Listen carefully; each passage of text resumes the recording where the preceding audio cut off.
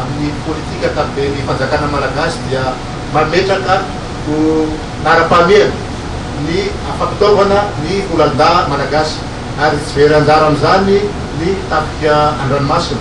ary voaingana andriamatoa prime ministre lehiben'ny gouvernemanta rehefa nifampitapa tamin'ireo mpikambana gouvernemanta dia nilaza indrindra ny tokony ananatsika sampiady zay ahitana ny ampony malagasy ahitana ny fijeriny firenena malagasy efa mijery lavitra tokoa ary mifanaraka indrindra zany amin'ny vinan'ny filoham-pirenena izay mametraka ny Madagasikara eo amin'ny toerana tokony misy azy eran'izao tontolo zao. Ka raha miteny ianao hoe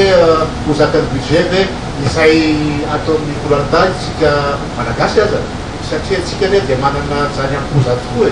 raha natao nanana an'izany amin'ny fotoana ty dia efa nataontsika zany ary amin'ny ataona dia fahaizon-draharahan'ny ministeran'ny fiarovam-pirenena no azahoana sambo farafaratsiny anankiray zay sambo ngezangeza sahaza ny